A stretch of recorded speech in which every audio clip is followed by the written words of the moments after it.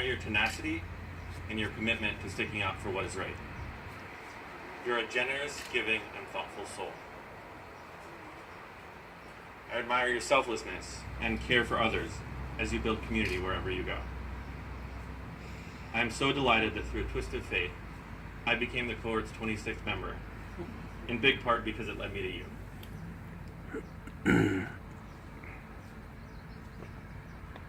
We've had a wild ride these past 5+ years, getting doctorates, journeying to Africa, Asia, and Europe, and building a movable home in DC. I'm so glad that this is just the start, and so excited to see where a lifetime of adventures takes us.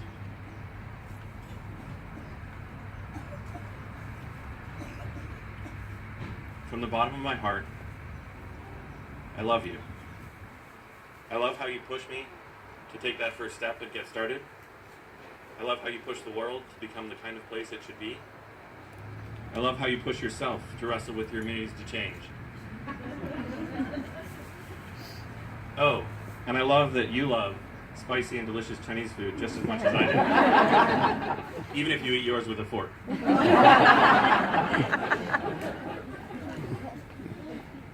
In our life together, I vow to journey with you on adventures big and small.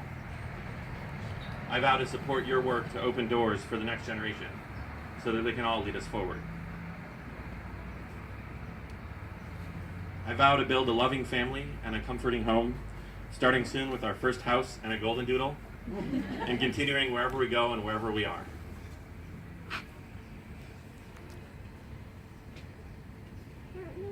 I vow to always be there to turn to support you and be supported by you, and to do whatever I can to steady us in the rough seas we may encounter.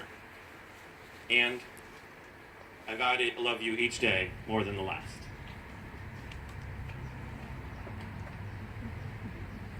Wow, Joe.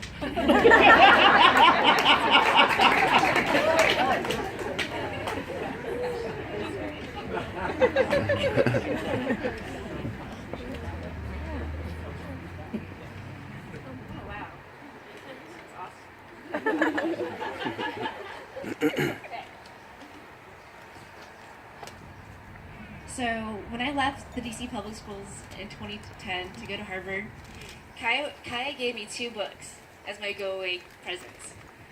The first book, A Life of Being, Having, and Doing Enough by Wayne Muller, and the second book, Life's Too Effin' Short, A Guide to Getting What You Want Out of Life Without Wasting Time, Effort, Money, by Janet Street Porter. On those themes, I set off to the new Ed Leadership program to get me some fun. So going back to grad school was very tough, and what helped my transition was reading your profile in the EDLD book in the mix of doctoral students. Your rich span background was admirable, as was your passion for equality, opportunity, and educator effectiveness. But what really caught my eye that early fall was this description from a former colleague who wrote this about you. Pick Joe, I'd say. When you need a colleague who will ask the hard questions gently, of course. When you need a friend who listens, really listens. And for your kickball team, yes, he excels. Most of all, I'd say, get to know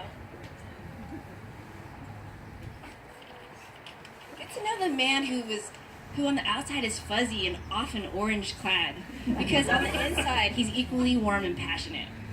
I was intrigued. I texted my DCPS coworker Margie, my best bud, who had seen almost all of my bad blind dates in DC. This guy sounds awesome, I texted. He has great curly hair, he sounds fun and adventurous, and I like that he loves orange. To which she responded, don't mess this up. Soon, you found a way to get us paired up together on a human capital project, and before I knew it, I was head over heels. My colleagues were already taking notice. Karen Maldonado mentioned, Susan, you keep smiling and laughing all the time when you're around Joe. What's going on? What's going on?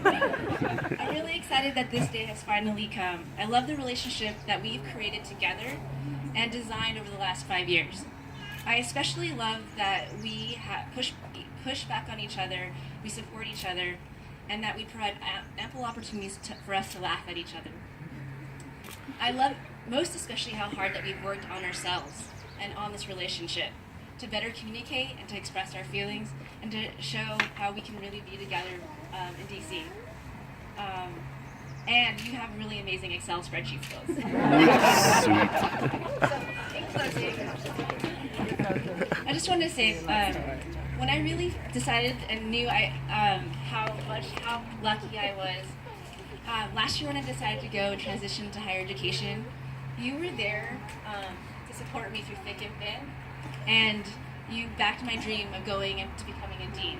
And I wanted to say, when I doubted myself and got a slew of rejections, you were there to believe in me, to hold me up when I started to falter and think that I didn't have what it took. So thank you for persevering, believing in me, supporting my yoga studio, about telefolding, and it's helping me to achieve one of my greatest life dreams. So I wanted to say my vows to you. I vow to be your unfailing sounding board as you continue to professionalize the teaching profession. I vow to be your life partner for the things that matter to you most and to support all your dreams. I will communicate my feelings to you and challenge you to also share your hopes, fears, worries, and dreams with me as well. We're going to have lots of fun together as we explore spicy Szechuan foods and really high-quality rom-com movies. Build a family. And last but not least, I vow to be your partner as we continue to give back to this world and change our communities for the better.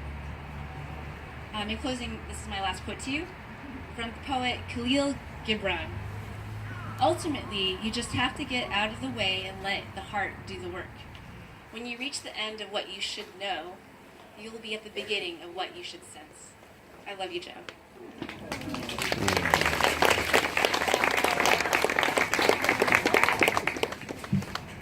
Susan and Joe, you've both chosen to wear rings as a reminder of these promises.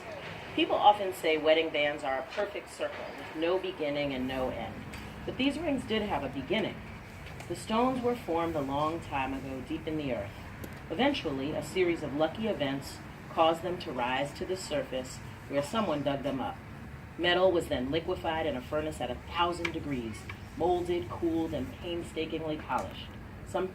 Susan, will you have Joe to be your lawful wedded husband to have and to hold from this day forward?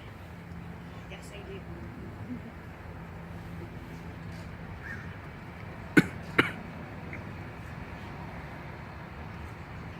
Joe, will you have Susan to have and to hold from this day forward?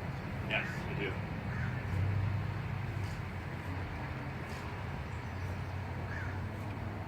Susan and Joe, you've exchanged vows and rings in the presence of family and friends. By the power of your love and commitment, I now pronounce you husband and wife.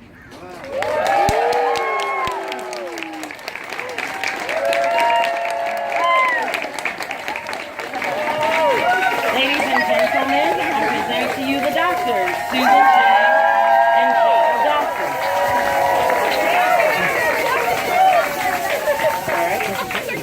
We'll conclude the ceremony with the breaking of the glass. There are many different explanations for the breaking of the glass. Today, the fragility of the glass suggests the frailty of human relationships. The glass is broken to protect this marriage with the implied prayer, may your bond of love be as difficult to break as it would be to put together the pieces of this glass.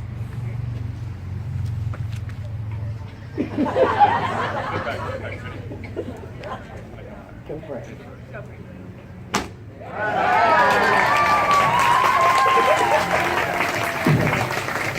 I must confess.